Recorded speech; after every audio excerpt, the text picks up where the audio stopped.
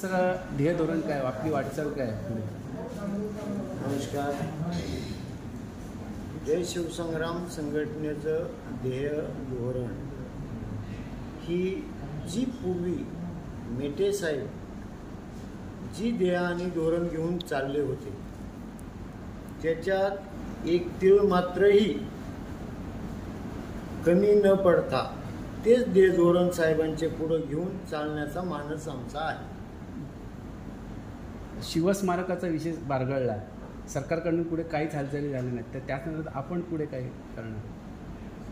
शिवस्मारकाच्या बाबतीमध्ये मला जेवढी माहिती आहे साहेब, तेवढी जी शिवस्मारक हे उदयास ज्यावेळेस आलं ही फक्त मेटे साहेबांची कल्पना होती आणि ती अस्तित्वात आणण्यासाठी साहेब आतापर्यंत झगडत होते, सरकारशी भांडत होते आणि आता साहेबांच्या पश्चात ही जय शिवसंग्रामची जिम्मेदारी आहे की त्याच्या पाठपुरावा त्याचा करून ते शासनाला पूर्णत्वास नेण्यासाठी भाग पाडणं ही जय शिवसंग्रामची आमची प्रथम कर्तव्य आहे.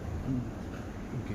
मराठा आंदोलन, आता मराठ्यांना 10% सरकारने आरक्षण दिले, त्या संदर्भात आपलं मत काय? आणि जरांगे पाटलांनी पुढेचे पुन्हा आंदोलन सुरू ठेवायचा विचार केलेला आहे, त्या संदर्भात आपलं म्हणणं काय? 10% हे पहा, आम्ही तर मेटे साहेबाबरोबर मी लहानपणापासून आहे.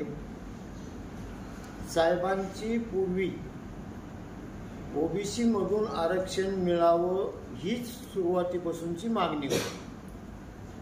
ज्यावेळेस साहेब आरक्षणाचा मुद्दा घेऊन पुढे जात होते त्यावेळेस काही प्रस्थापित मराठे हे साहेबांना नावं ठेवत होते की मेटे साहेबांना वेळ लागलंय, मराठ्यांना सुद्धा आरक्षण असतं का नसतं का, हे असे बोलायचे.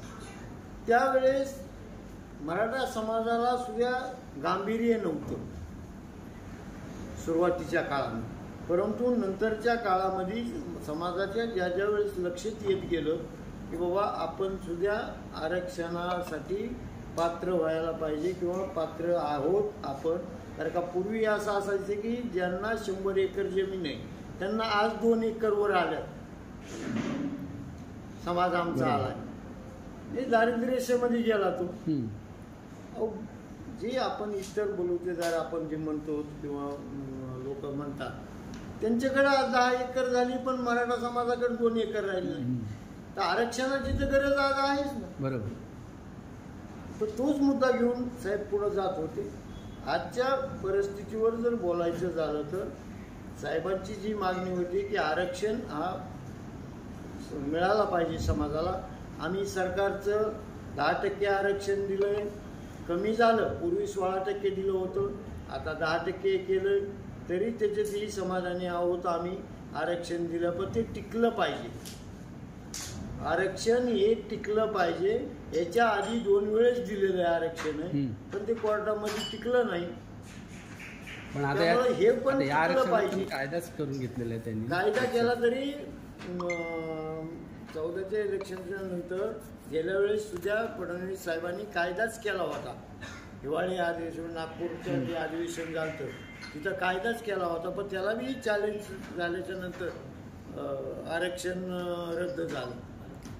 राहिलं जरांगे पाटलांचा त्यांचा विषय आहे की त्यांचा सगळ्या सोयऱ्याचा जो विषय तो खूप महत्त्वाचा आहे.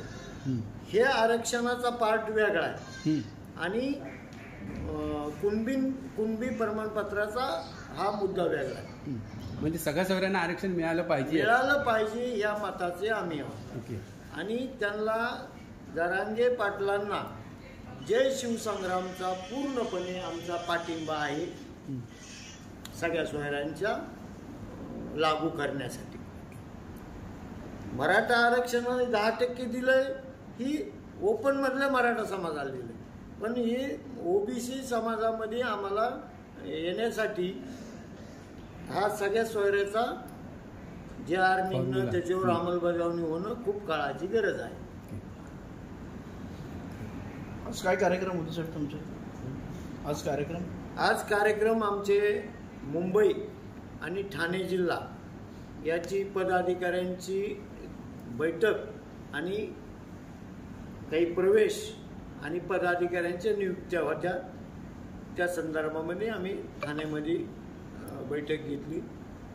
आजच्या नीतीला या धावपळीच्या जीवनामध्ये लोकांनाही जास्त त्रास होऊ नये म्हणून काही मुंबईवरून लोक आले, काही कल्याणवरून लोक आले, काही भिवंडीवरून लोक आले, काही मानखुर्दवरून लोक आले.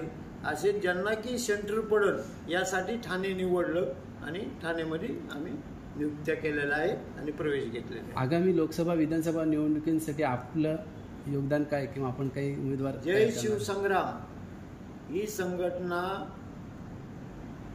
लोकसभा तर नाही पण विधानसभा, नगरपालिका, महानगरपालिका, पंचायत समिती, जिल्हा परिषद सर्व स्तरावरती निवडणुका लढविणार आहे एवढं मी सांगू शकतो.